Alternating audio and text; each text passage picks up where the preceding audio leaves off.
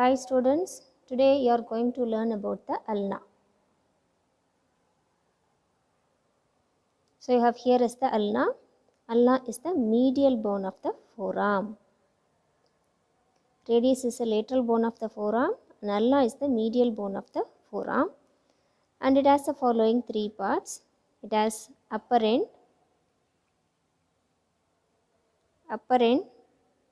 shaft and the lower end. See here, this is the upper end and you have here is the shaft. This full thing is a shaft and you have here is the lower end. Let's see the points for site determination. So this is the position. So upper end is hook-like. Into which the concavity is directing anteriorly. So concavity is directing anteriorly. Then coming to the shaft is having a sharpest border. So this is the lateral border or the interosseous border where it is directed laterally. Then coming to the third point of the site determination is the lower end. So if you see the lower end of the ulna, so it is having following two parts. One is the head of the ulna and another one is the styloid process. See the styloid process, this is the styloid process. So styloid process of the ulna, it should be posteriorly as well as medially. So posteromedially the styloid process is present. So this is the position where the styloid process is present posteriorly as well as medially. That's all the points for site determination of the ulna. Let's start the features. Features of ulna. So ulna has upper end, shaft and the lower end. So upper end appears to be hook-like, okay, and lower end is somewhat rounded. So it is a bone of medial bone of the forearm. So now let's go to the features of the ulna. So this is the upper end. So it has two processes. This is olecranon process and this one is the coronoid process. And it has two notches. One is trochlear notch and another notch is called as radial notch. Two processes, olecranon process and coronoid process. Two notches, trochlear notch and radial notch of ulna. This is the upper end.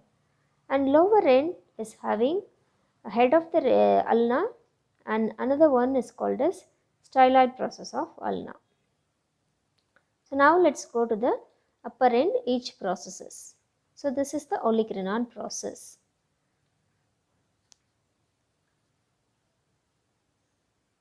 So this is the olecranon process. So olecranon process has 5 surfaces. Surfaces are, this is superior surface, anterior surface, posterior surface, then here is the lateral surface and this the medial surface. Anterior surface of olecranon process is articular. Why? Because it articulates with trochlea of the humerus. So this is the articulation. This is how it articulates. So this is olecranon process, anterior surface. It is articular where it forms a part of the trochlear notch. This full thing is trochlear notch. So a part of the trochlear notch is formed by this olecranon process. Then this is superior surface of the olecranon process. It is somewhat rough in nature. And this is the posterior surface of the olecranon process. It is triangular in shape. Okay, it is subcutaneous. Subcutaneous is this part of the bone, it is lying immediately below the skin. Okay, so anterior surface over, superior surface over, then posterior surface over. So now let's go to the medial surface. Medial surface, and you have here as the lateral surface. So how will you identify the lateral surface? So So radial notch, ulnar notch of radius is located on the lateral aspect. So this will be the lateral surface of the olecranon process. It continues down as posterior surface. Lateral surface of olecranon process continues down as posterior surface of the shaft. Then coming to the medial surface of the olecranon process, it continues down as medial surface of the shaft of ulna. Okay, so olecranon process with its 5 surfaces over. So next is the coronoid process. So coronoid process is the process which is projecting anteriorly from the shaft, whereas the olecranon process is the upward projection from the shaft. So coronoid process, it is the anterior projection from the shaft. It has following 4 surfaces. Surfaces are superior surface, anterior surface, then lateral surface and medial surface. Superior surface, anterior surface, lateral surface and medial surface. So superior surface. So superior surface, it is articular. It articulates with trochlea of humerus to form elbow joint.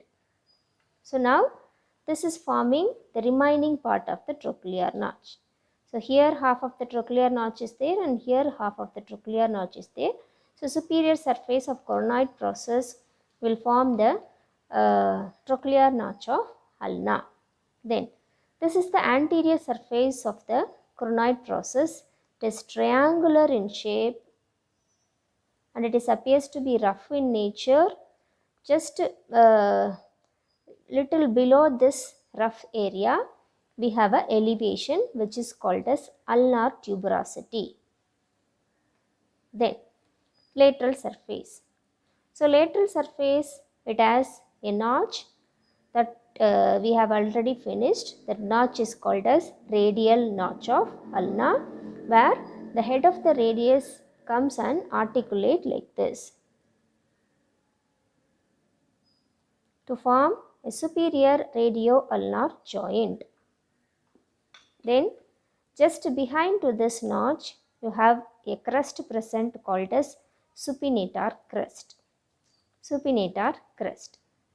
Then this medial surface of coronoid process will continue down again as the medial surface of the shaft. So medial surface of olecranon process and medial surface of coronoid process both are continuous down as medial surface of the shaft.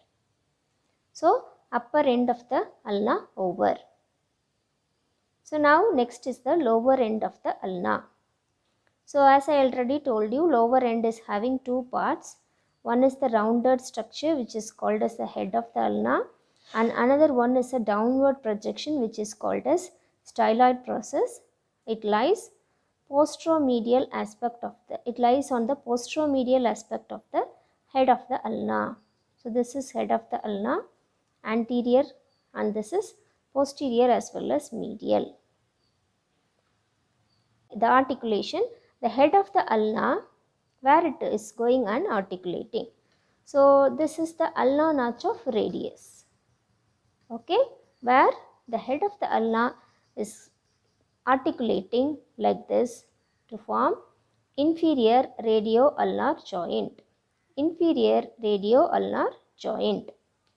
So lower end over. So now let's go to the shaft. So again same like radius. The ulna is also having 3 borders, 3 surfaces. The borders are anterior border, then this is lateral or interosseous border, this is the sharpest border, then and at the back you have a posterior border.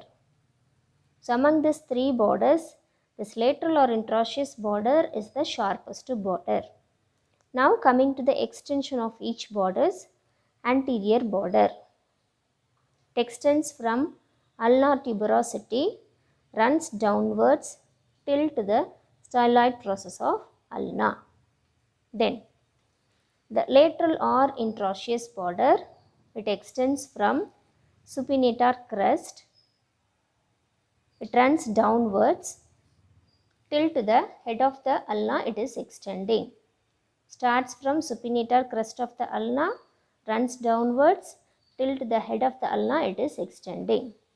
So anterior border over, interosseous or lateral border over. So now at the back you are having posterior border where it is extending.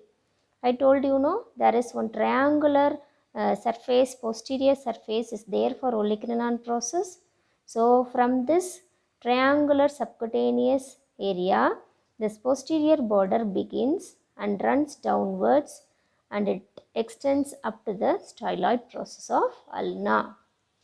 So posterior border over, extension from triangular subcutaneous area of olecranon process till to the styloid process of ulna.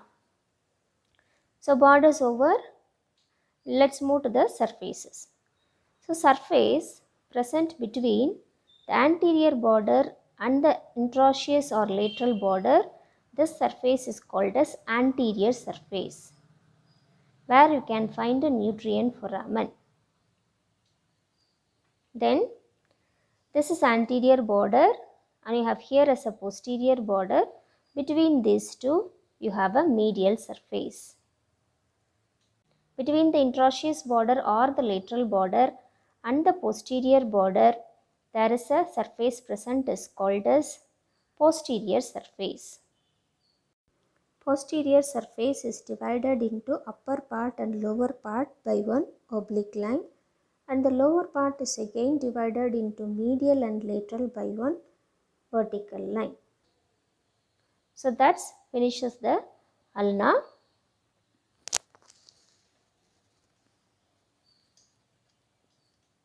So here is the articulated radius and ulna, okay, where it is showing superior radioulnar joint and inferior radioulnar joint. In between two bones will be connected by interosseous membrane that will be forming the middle radioulnar joint. So that finishes the features of the bone.